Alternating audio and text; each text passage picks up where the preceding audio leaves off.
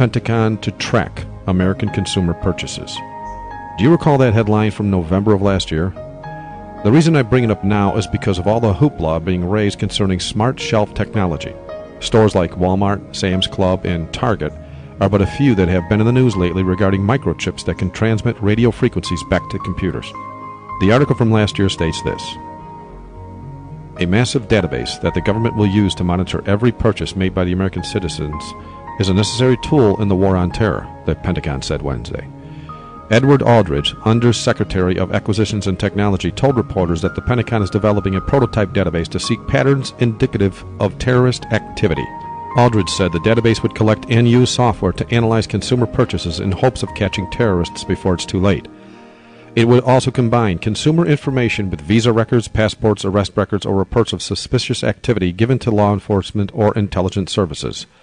The Defense Advanced Research Projects Agency is home to the Pentagon's brightest thinkers, the ones who built the Internet.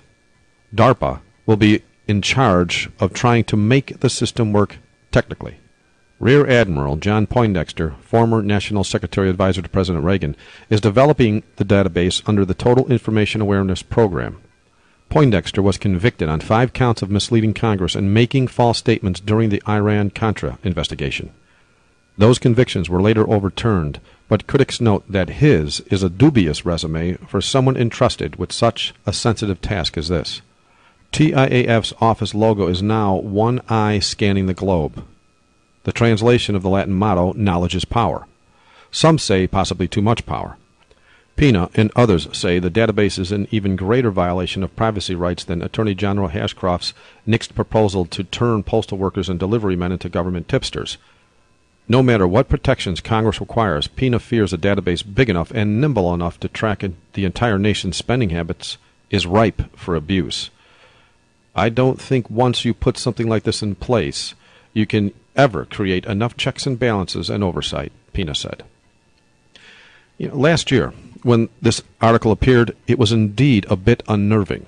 Still, it was just talk at the time. Sure, the technology was there, but the agreement of the people was not.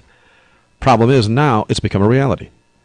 How many of us recall the RFID chips that were placed in many of the products shelved by Walmart just last month?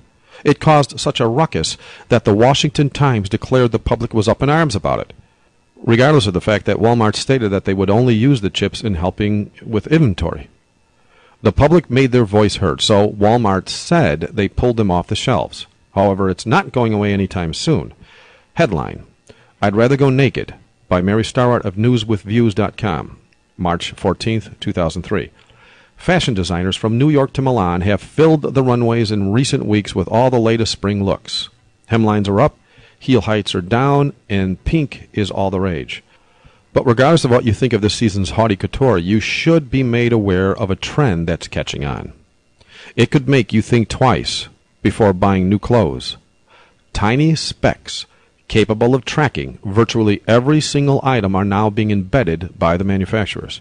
This Orwellian technology called RFID, or radio frequency ID, will now be used by Italian clothing designer Benetton in the form of trackable chips woven into its apparel. The chips, which function as itty-bitty radio transmitters, will be inserted when the clothes are made and will remain intact throughout the life of the garment. According to chip manufacturer Philips Electronics, the devices will be imperceptible to the wearer. Do you recall months before 9/11 how the American people did not want any part of having armed guards in airports or on airplanes? Then directly after 9/11, the American public supposedly clamored for laws to allow what months prior they so adamantly refused? I wonder what's in the future now. No one wants these RFID chips in the products they purchase at the local dime store, yet the stores are still on record as being in agreement with these plans. Could it be this was one of the topics laid out in the global meeting of June 3rd, 1999? Absolutely every single CEO of every company, as well as every bank and high-end government officials, were at that meeting, along with the Pope. The topic was leaked that globalization was being discussed, and now we see these chips being used to track purchases. Plus, something new is happening. We see the people up in arms about it, but the plans are not being thwarted at all. It's as if they don't care what the people think anymore. They no doubt feel they have that much power, or They have another 911 in the making that will cause the American people to go along with it anyway. Time will tell. Hundreds of companies have already joined the bandwagon to allow the RFID chips to be placed in their products. I certainly won't share all the companies that are taking part in this now because of time restraints for these audio clips, but I will name a few that are frequented or used by most of us already. For example, Walmart, Sam's Club, Target, Tesco stores, Wegman Food Markets, Stop & Shop, CVS, Lowe's, Best Buy, Gillette, Procter & Gamble, Johnson & Johnson, Philip Morris, Kimberly-Clark, Coca-Cola, Kellogg's, Nestle's, Sara Lee, Pepsi, Kraft. Even the main pharmaceutical companies are involved, like Abbott Labs and Pfizer. What about the electronic industry? Well, Canon, Kodak, and Mitsui are all for it. And it's certainly a no-brainer to realize that the Department of Defense and the U.S. Postal Service have jumped on board. But were you also aware that UPS, Eon International, and British Telecom were part of the mix as well? I suggest you just go ahead and go to www.stoprfid.org as soon as you have time. Look at the growing list of companies taking part on this site. And also understand that this is something that you can't stop. Prophecy will be fulfilled. So just what is RFID? Radio frequency identification is an automatic data capture technology that uses tiny tracking chips affixed to products. These tiny chips can be used to track items at a distance, right through someone's purse, backpack, or wallet. Many of the world's largest manufacturing companies would like to replace the barcode with these spy chips, meaning that virtually every item on the planet and the people wearing and carrying those items could be remotely tracked. There is currently no regulation protecting consumers from abuse of this technology. So think about it. You are approached one day to agree with Rome according to Sunday law, or as some of us in prophetic circles define as the mark of the beast. You refuse and walk away. However, your purse or wallet or even the T-shirt you're wearing is beeping a homing signal with a unique number that tells the government official who you are because the product you purchased was bought using your already tracked Visa card. The RFID chip carries not only its unique number, it can be matched to a credit card it was purchased with. Fact is, the shoelaces you just bought are broadcasting your location to any and all government officials. Still, you feel you can walk away without problem because it has become commonplace now for these chips to be everywhere. But everything you are wearing or everything that is in your trunk or purse or suitcase is constantly alerting the authorities as to your whereabouts. And they are looking for you now because Antichrist resides on the planet and he wants all those that refuse to receive his mark dead. The word of our precious Lord is very accurate on this point. It states plainly that no man might buy or sell in these last days unless he or she was either in total agreement with Rome, hence the mark of the beast in the forehead, or they are forced into agreement with Rome, hence the mark of the beast in the hand. With this new technology, it is extremely apparent that the lamb-horned beast revelation is indeed very capable of preventing the buying and selling of any product in the near future for those that refuse to go along with Rome. And at the same time, this technology allows them to track you by what you have already purchased. Do you recall years ago when the digital angel technology hit the streets? You know, that computer chip that could be placed under the skin? All those people that totally misunderstood prophetic symbolism thought that was the mark of the beast. Those of us that understand prophecy clearly knew it was only good for tracking, especially when we saw how the government gave up on trying to get the people to use it. They started to place it inside pets or livestock for tracking purposes on ranches and the like. You know, the terrorist agenda, whether it be authentic or whether it be fashioned by our own government officials, truly makes no difference. It is Satan's ingenious plan to force the powers that be into passing laws and inventing methods of control that are designed to enforce the mark of the beast. The terrorist agenda will be used against the true Christian in the days ahead. Count on it. Do you recall a recent article I had on my urgent breaking news page that used the term Christian terrorist in it? Right before your eyes, the prophecies of our Creator God are being fulfilled. The reason I put up this the video is because of the video that I posted in the video section of the website. And this is my own personal little headline that I made for it on, you know, where I put one coin for all your cards. But this is the actual article here, and it has to, you know, I didn't want to put all that in the headline. But let me read you this this paragraph here. Okay, it says coins look like a building ID card, and that's what they're calling this card. It's called coin. And they say a cryptic white or black mystery item with a flat iPod vibe. It runs on a lithium battery and, get this, has a magnetic strip that can be custom programmed to become any swipeable card. A credit card or a debit card, Metro, Flexible Health, and transit accounts, CVS, Sephora, Topless Teddy's, even the National Security Agency top clearance, you name it, okay? Why is this an issue? Oh, and here's the card. That's the white version, and here's the black version. And this video you might want to take a look at because they actually go into detail how it's used. The guy pushes a button that's on the card right there underneath that little screen. This here is a little screen, tells you which card you're actually selecting when you push the button, and then you just swipe it, okay? So, back in 2000, well, let me go to the page first. There's an old page on the website that's been up there for many, many years. Go to the prophecy section of the website, go to the soon fulfilled, and scroll down to global ID card.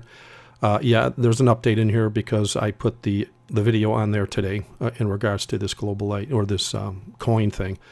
But this is the page that I've had on here for years. It's in regards to the global ID card, or the real ID. I mean, back in 2005, like I was saying when I posted this page, I stated that the real ID card that Congress was planning to force on the American public would have to incorporate all the credit cards we own into one card, as well as our marital status, our religiosity, our educational background, our resumes, and of course your home address, social security number, or even your library card. I mean, everything's going to have to be in this card if they're going to want to be able to control all buying and selling in this nation, and then of course eventually all around the world, because prophecy does state the mark is going to be enforced in the USA first, and then it's going to go global. So here is where they're going to be perfecting this stuff. And as we know, the real ID card never came to be because many states refused to implement it. It was all sorts of hassles and problems and structure, and it was a mess. So after Congress postponed the startup date twice, it suddenly seemed to drop out of sight. Why? Well, I'm not 100% sure, but I can venture a guess that it was because they were waiting for the technology to be perfected that would allow them to make a card that does, in fact, hold all your credit cards, all your debit cards, all your personal info into one single card. This new coin card can do just that. That being said, are you ready for what comes next? If not, go to the warning section of the website, scroll down to where the very bottom where it says, "Prepare to meet thy God," and please prepare. The headline reads, "World Bank sets goal for access to health care." I already got the article here. Okay. That man that's making the talking points for global health care, or as Obama calls it, and he is now echoing what Obama calls it, affordable health care. This man is the World Bank president, Jim Young Kim. Remember what we were talking about the other day in the one video that the guillotines in Obamacare, or the 10 toes of Daniel lining up? The guillotines show that Obamacare is not about American health care. It's about global health care. But it's not really health care. They've got to have some kind of a political structure so as to be able to kill anybody they want to in any nation on earth. They got to get every person on the planet involved, and health care is the best idea that they came up with, because everybody's going to need health care sooner or later. So the guillotines are in there, and we know that the guillotines is implemented by the World Health Organization, which is international office of the United Nations. So this proves doubly that Obamacare has nothing to do about American health care. It has to do about global health care. And now we've got confirmed proof. Tokyo is talking about this, but everybody's going to say, well, no big deal. They need health care just like anybody else. Yes, I understand that. And yes, it's not really a big deal that he's using the same terminology that Obama does. But here's the big deal. Look who's involved with him when he's making these statements. The exact same entity that put the guillotines in Obamacare. So there you have it. And why is Japan the one that's jumping the gun here and making these statements?